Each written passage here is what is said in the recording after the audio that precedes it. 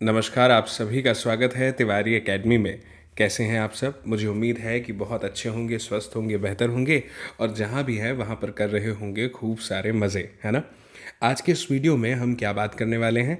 आज हम बात करने वाले हैं कक्षा 6 में दूरवा की हिंदी की पाठ्य पुस्तक के अंतर्गत आने वाले इस अध्याय की, जिसके शीर्षक में दिया हुआ है 17वां पाठ तितली। तो चलिए फिर शुरू करते हैं और देखते हैं कि तितली के बारे में कौन कौन सी खूबसूरत बातें जो हैं इस अध्याय में, इस कविता के माध्यम से हमें बताई गई है। सबसे पहले यहाँ पर आप देख सकते हैं स्क्रीन पर पहली पंक्ति में लिखा हुआ है, रंग बिरंगे पंख तुम्हारे सबके मन को भाते हैं, कलियाँ देख तुम्हें खुश होती, फूल देख मुस्काते हैं। आपने बच्चों ध्यान दिया होगा कि जो तितली होती है उसके जो दो पंख होते हैं, उन पंखों पर एक ही समान डिज़ाइन होती है, एक ही समान जो है रंग जो हैं वो बिखरे हुए होते हैं। ये प्रकृति का निश्चित ही करिश्मा है ना, चमत्कार है। और ये जो रंग होते हैं तितली के पंखों में, और ये जो तितली के रंग बिरंगे पंख हैं, ये सभी के मन को भाते हैं, सभी के मन को अपनी ओर आकर्षित करते हैं, सबको पसंद आते हैं। बहुत अच्छा लगता है उड़ती उड़ती तितली को देखना जिसके पंख रंग बिरंगे हैं। और इसके बाद लिखा है कि कलियाँ देख तुम्हें खुश होती। और आगे कवि जो हैं वो हमसे यह कह रहे हैं कि जो कलियाँ हैं ना, वह भी तितली को देख करके बहुत खुश होती हैं, और फूल जो हैं वो देख करके तितली को मुस्काने लगते हैं। इसके बाद आगे लिखा है, रंग बिरंगे पंख तुम्हारे सबका मन ललचाते हैं, तितली रानी यह कह सभी बुलाते हैं। और आगे की इन पंक्तियों में कवि कह रहे हैं कि ये जो तुम्हारे पंख है ना तितली, रंग बिरंगे अलग अलग रंगों वाले, ये सभी का मन जो है ललचाते हैं, यानी सभी के मन को आकर्षित करते हैं तुम्हारी ओर। और सभी लोग तुम्हें किस नाम से बुलाते हैं? तितली रानी, तितली रानी। अब आगे की पंक्ति में कवि कह रहे हैं, पास नहीं क्यों आती तितली, दूर दूर क्यों रहती हो, फूल फूल के कानों में जा, धीरे से क्या कहती हो। और अब कवि जो हैं वो तितली से प्रश्न पूछ रहे हैं कि बताओ तितली, तुम पास क्यों नहीं आती हो, हमेशा हमसे दूर दूर क्यों रहती हो, हम जब भी पास आते हैं तो तुम झटपट उड़ जाती हो। और फूल फूल के कानों में, यानी अलग अलग फूलों के पास जा कर के ऐसा लगता है कि तुम उनके कानों में धीरे से कुछ कह रही हो। तो तितली से पूछ रहे हैं कि बताओ क्या कहती हो। फिर आगे लिखा है, सुंदर सुंदर प्यारी तितली आँखों को तुम भाती हो, इतनी बात बता दो हमको, हाथ नहीं क्यों आती हो। और इस पंक्ति में कवि कह रहे हैं कि इतनी सुंदर सुंदर प्यारी सी तितली हो, आँखों को तुम कितनी पसंद आती हो, ऐसा लगता है मानो तुम्हें देखते ही रहें। और इतनी बात हमको बता दो कि हमारे हाथ में क्यों नहीं आती हो। आगे की पंक्ति में, जो कि अंतिम पंक्ति है इस कविता की, कवि कह रहे हैं, इस डाली से उस डाली पर उड़ उड़ कर क्यों जाती हो, फूल फूल का रस लेती हो, हमसे क्यों शर्माती हो। और इन अंतिम पंक्तियों में कवि कह रहे हैं कि कभी तुम इस डाली पर बैठती हो, कभी उस डाली पर बैठती हो, उड़ उड़ करके अलग अलग डालियों पर जाती हो, तो बताओ तुम ऐसा क्यों करती हो, और फूल फूल का रस लेती हो, हमसे क्यों शर्माती हो। कवि कह रहे हैं कि तुम फूल फूल के पास बैठ कर जा कर के उनका रस ले लेती हो, और हमसे क्यों शर्माती हो, जैसे ही हम पास में आते हैं तुम हमसे दूर चली जाती हो। तो बच्चों, ये जो प्यारी सी और सुंदर सी खूबसूरत सी कविता है तितली रानी के ऊपर, ये लिखी है नर्मदा प्रसाद खरे ने। ये इस कविता के कवि हैं।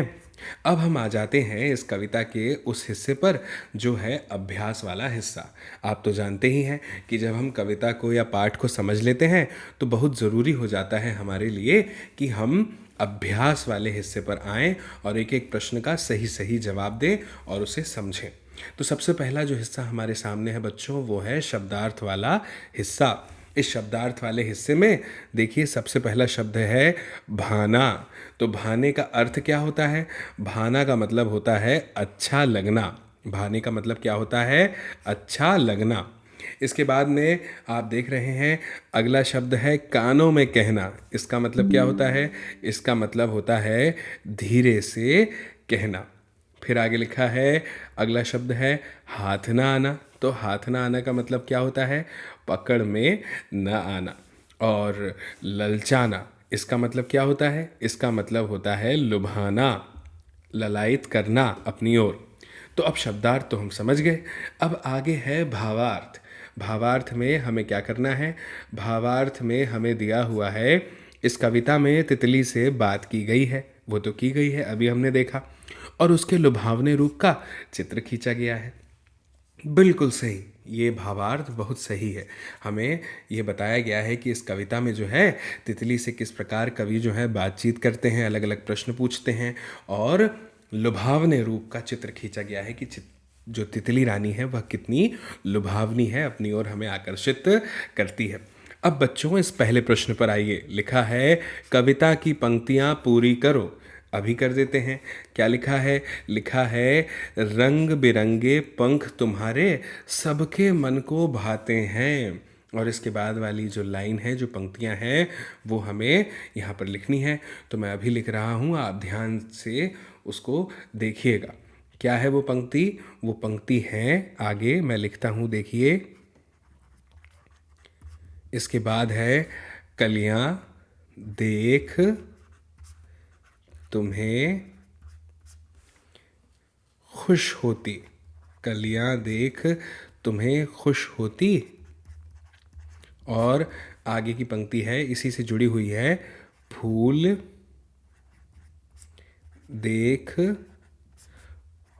मुस्काते हैं। ये पंक्ति जो है यहाँ पर आ जाएगी पहले वाले में। रंग बिरंगे पंख तुम्हारे सबके मन को भाते हैं, कलियां देख तुम्हें खुश होती, फूल देख मुस्काते हैं। उम्मीद है आपने इसे लिख लिया होगा, नोट कर लिया होगा, आपको पता चल गया होगा कि कौन सी पंक्ति हमें यहाँ पर लिखनी है। अब मैं इसे मिटा देता हूँ क्योंकि जगह थोड़ी सी है, और अगली पंक्ति का भी उत्तर देना है। अगली पंक्ति है, पास नहीं क्यों आती तितली। और इसके बाद लिखेंगे, दूर दूर क्यों रहती हो। यही कवि कहते हैं कि पास नहीं क्यों आती तितली, दूर दूर क्यों रहती हो। तो ये है। इसके बाद अगला है, फूल फूल के कानों में जा। फूल फूल के कानों में जा, धीरे से क्या कहती हो। यही प्रश्न है। चिन्हों का बहुत ध्यान रखेंगे बच्चों आप, कहाँ पे प्रश्न चिन्ह लगाना है, कहाँ पे नहीं। इसके बाद है, इस डाली से उस डाली पर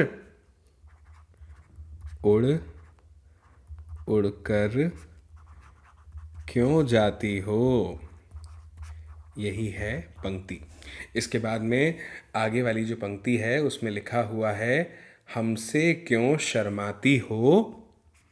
और इसके बाद आपको यहाँ पर लिखना पड़ेगा,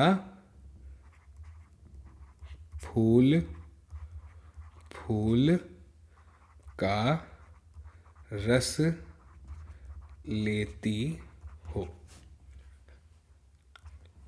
तो इस तरह से जो है आप इन पंक्तियों को पूरा कर सकते हैं। अब आगे आ जाते हैं प्रश्न क्रमांक 2 पर। यह भी बहुत सरल सा प्रश्न है। लिखा है, समान अर्थ वाले शब्दों को रेखा खींचकर मिलाओ। यानी हमें ऐसे शब्दों को रेखा खींचकर मिलाना है, सही जोड़ी मिलानी है जिनका अर्थ समान होता है। बहुत सरल है, हमें शब्दार्थ तो पता ही है, अभी मिला लेते हैं, इसमें कोई कठिनाई नहीं है। जैसे लिखा है, भाते हैं, तो भाते हैं का मिलान करेंगे प्रसन्न होना के साथ, नहीं। लजाना के साथ, नहीं। अच्छे लगते हैं, बिल्कुल। भाते हैं का मिलान कर देंगे अच्छे लगते हैं के साथ में। इसके बाद में आगे है, खुश होना। खुश होना, तो खुश होना का मिलान किससे करेंगे? खुश होना का मिलान करेंगे प्रसन्न होना से। इसके बाद में लिखा है, डाली, तो डाली का मिलान किससे करेंगे? डाली का मिलान करेंगे, बिल्कुल सही, डाली का मिलान कर देंगे शाखा से। फिर इसके बाद लिखा है, शर्माना। शर्माना का मिलान हो जाएगा लजाना के साथ में, और ललचाना तो पुस्तक में ही मिला हुआ है लुभाने के साथ में, बिल्कुल सही। अब आते हैं हम प्रश्न क्रमांक 3 पर। क्या कहता है प्रश्न क्रमांक 3? निम्नलिखित शब्दों का अपने वाक्यों में प्रयोग करो। हमें अपने स्वयं के वाक्य बनाने हैं और ये जो शब्द हैं इनका हमें वाक्यों में प्रयोग करना है। ठीक है, अभी कर देते हैं, बहुत ही सरल है। आगे लिखा है सबसे पहला जो शब्द है लिखा है रंग बिरंगा। तो इसका मैं अपने तरीके से अगर वाक्य में प्रयोग करना चाहूँ तो मैं ऐसे लिखूँगा इसको कि बगिया में, और आपको फिर उसके बाद लिखना है, जहाँ पे मैं डैश लगा रहा हूँ वहाँ पे लिखना है रंग बिरंगा या रंग बिरंगे फूल खिले। इस तरह से आप वाक्य में प्रयोग कर सकते हैं। इसके बाद में लिखा है कानों में कहना, कानों में कहना। तो इसका प्रयोग आप कैसे कर सकते हैं? इसका प्रयोग आप कर सकते हैं जैसे राम ने अपने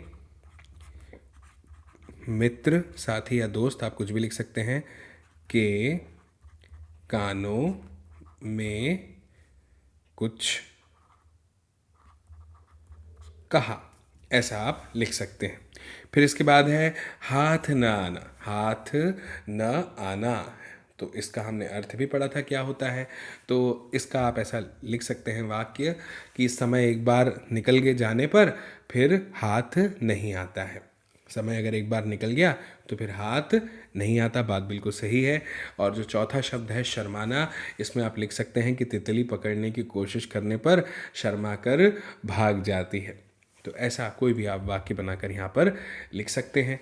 फिर इसके बाद में अब आ गया है बहुत ही महत्वपूर्ण और रोचक हिस्सा इस अध्याय का, जो है प्रश्न क्रमांक 4। इसमें हमें क्या करना है? इसमें हमें कविता के आधार पर निम्नलिखित प्रश्नों के उत्तर जो हैं उन्हें देना है। तो बहुत ही महत्वपूर्ण हिस्सा है, और अगर बच्चों हमने अच्छे से कविता पढ़ी है, समझी है, तो हम बिल्कुल इन प्रश्नों के जो जवाब हैं वो बड़ी सरलता के साथ में अभी यहाँ पर देने वाले हैं। तो बिल्कुल दे देंगे। देखिए क्या लिखा है, कविता के अनुसार देना है, बस इस चीज़ को याद रखिएगा। तितली के पंख कैसे होते हैं? तो तितली के पंख कैसे होते हैं बच्चों, कविता में क्या बताया है? देखिए मैं यहाँ पर जो है उत्तर आपका लिख देता हूँ, आप ध्यान से इसे नोट कर सकते हैं। एक मिनट। तितली, क्या लिखेंगे? तितली के पंख, आपको ऐसा ही उत्तर लिखना है जैसा मैं लिख रहा हूँ, कविता में यही बताया है। तितली के पंख रंग बिरंगे, रंग बिरंगे होते हैं। ऐसा आप अपना उत्तर जो है लिख सकते हैं पाठ्यपुस्तक में जो कविता दी है उसके अनुसार। दूसरा प्रश्न है कविता में तितली को क्या कहकर बुलाया गया है? ये तो मैंने आपको बार बार बताया था कि कविता में तितली को क्या कहकर बुलाया गया है। मैं यहाँ पे लिख देता हूँ, आप पूरा उत्तर लिखिएगा। आपको लिखना है कविता में तितली को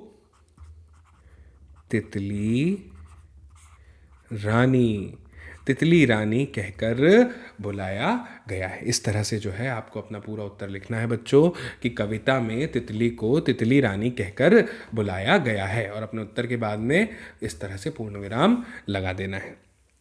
फिर आगे अगला प्रश्न है कलियां और फूल तितली को देखकर क्या करते हैं? कलियां और फूल तितली को देखकर क्या करते हैं? तो इसका तो उत्तर मैं पूरा लिख देता हूँ, आप ध्यान दीजिएगा। यहाँ पर आपको ऐसा लिखना है कि कलियां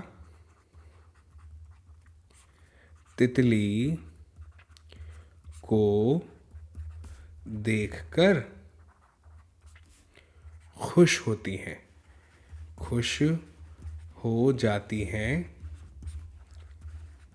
और यहाँ पर पूर्ण विराम नहीं आएगा, अल्प विराम, और फूल देखकर मुस्कुराने लगते हैं। इस तरह से आप अपना उत्तर यहाँ पर लिख सकते हैं। अक्षर मेरे थोड़े से अच्छे नहीं हैं, बहुत ही अच्छे नहीं हैं, लेकिन मुझे उम्मीद है कि आपके अक्षर बहुत अच्छे होंगे, तो आप अपने सुंदर सुंदर खूबसूरत अक्षर में यह उत्तर को लिखिएगा, इस उत्तर को। इसके बाद में आगे लिखा हुआ है बच्चों, क्या लिखा है कि तितली उड़ उड़ कर कहाँ जाती है? बताइए, तितली उड़ उड़ कर के बार बार कहाँ जाती है? कविता के अनुसार उत्तर देना है। तो कविता में क्या बताया है? देखिए, आपको सबसे पहले लिखना है तितली उड़ उड़ कर और फिर कहाँ की जगह पे आपको उत्तर लिखना शुरू करना है। यहाँ से मैं लिख देता हूँ, इस डाली से उस डाली पर जाती है। यानी एक डाली से दूसरी डाली पर जाती रहती है। कवि के अनुसार कविता में हमें यही बताया गया है। तो बच्चों, मुझे उम्मीद है कि आपको ये जो अध्याय है ना, ये बहुत अच्छे से समझ में आया होगा, पसंद आया होगा, और सारी एक्सरसाइज और कविता को आपने बहुत ध्यान से सुना होगा, है ना, और आपको मज़ा भी आया होगा। तो आप अब बिल्कुल भी देरी मत कीजिए और अभी इस वीडियो की लिंक को शेयर कर दीजिए अपने दोस्तों, साथियों, सहपाठियों, परिजनों, मित्रों के साथ। ऐसा क्यों? ताकि वे लोग भी देख पाएँ इस वीडियो को और समझ पाएँ इस जानकारी को। बाकी फिर मेरी तो आपसे अभी जल्द ही मुलाकात होगी अगले नए अध्याय के साथ, अगले नए वीडियो में। और बच्चों, तब तक के लिए आप सभी को मेरा नमस्कार।